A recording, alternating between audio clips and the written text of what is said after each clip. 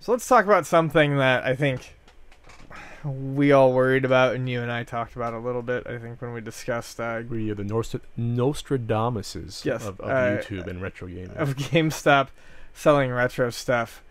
And I'm sure everyone's heard this story by now, but hey, we're a podcast that records every 2 weeks. You say that like it's my fault. No, I say it because... Hey, Pat's an asshole! No, I say it because people need to be reminded, right. apparently. Because, no, we record every day, but we wear the same shirts every day. We're not going to spend the whole time attacking the audience like last episode. That's not good for my subscribers. No, fair enough.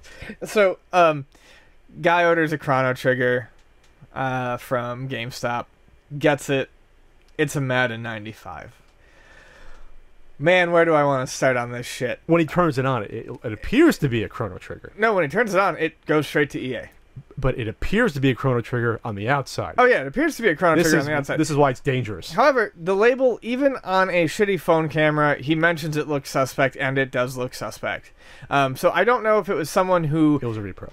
It was a repro. Yeah. But did they open it up and drop take out a Chrono Trigger chip and put a Madden 95, or did they just strip a Madden 95 and throw a repro label on it? They might have taken advantage, and we've discussed this, they might have just taken advantage of the trading system. I don't know what the trading is for a Chrono Trigger. Someone can look it up. Say it's $25 for a Chrono Trigger. Say it's $30. You buy a $1 Super Nintendo game. You buy a $3 label. Yeah, you just made a $25 profit for nothing. That's probably the most likely answer. Wow. So remember that video that we discussed a while back of all those people meticulously testing things in that lab and all that, and them talking about changing batteries and testing all the games and making sure they save? Yeah, that's total horseshit. And I mean, we fucking called that, because GameStop has their head up their ass if they really think they can manage to take on... I mean, how many retro systems are they managing right now? Let's just say it's 6 or 7. If they really think they can take on 6 or 7 more systems than what they've already taken on, and they have a problem with that, that's insane. Well, it's not just that.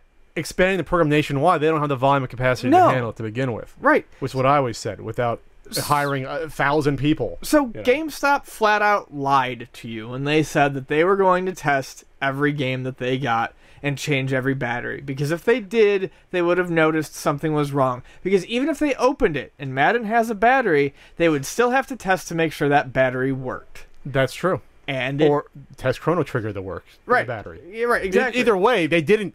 Either way, I bet you they turned it on and saw the credits come up before it even got to the fucking title screen and turned it off. They saw a white screen instead of a black screen. So you're right. They lied about incompetency in testing 2 things: the proper game and the battery. Right. Unless they were stupid and tested the battery for the wrong game and didn't realize what they were doing. And we're going to train people to be able to spot test, fakes and repros on the job. No, well, obviously you didn't do that. That's why they failed the 3rd time, because it's looking at it, you can tell it's a repro label. It's a repro label, and then you sent it back to your home office and wherever to get tested, and they still didn't spot it. I mean, this had to have gone through, and I'm being generous here, conservative. This went through minimum 3 hands before it got sent out. Person at the store that accepted it ships to someone else and then ends up in the tester's hands. Or maybe another person. And then back to the person who it ships it out. You're right, 3rd person. Right. And maybe if these 4, people are supposed to know, I mean, that's at least 3. And it's not a conspiracy. I mean, the guy had a packing list in the YouTube video. I'll link it somewhere. I try to link stuff when I can. Sometimes it says who packed it. The person's name's on there. M. Coleman packed it. They might get into trouble, unfortunately, if not enough people see this. But I'm hoping this isn't a conspiracy, that this is true. It is it must be a conspiracy theory. Illuminati, Tower 7. Anyways, so, I mean, what happened was, there are people who think it's shitty, like, oh, he opened it and, did that to, kind of like stick it to GameStop. No, because why would it be a repro label then? This is a lot of steps to make a 3-minute long YouTube video, and what's the guy actually going to get out of it? Maybe a legitimate copy of Chrono Trigger. Yeah, I don't know much about the uploader, but just to say, you're right, to put out a fake video wouldn't make much sense, just to do it on its surface. And I'm sure mix-ups happen, but this is a big mix-up just because this is an $85 game. Now, of course, he can return it. Yes. Which is the beauty of their return policy, and that's what people... It shouldn't get to that point. And people brought that up when we talked about their retro game program rolling out. Like, well, they have a return policy if you don't like the condition of it, but it's like, But no, that's why you look at eBay, or you go to a walk-in store, or you go to a flea market even, because you can just look at it and you don't have to deal with shipping stuff back and forth. You don't have to deal with the disappointment.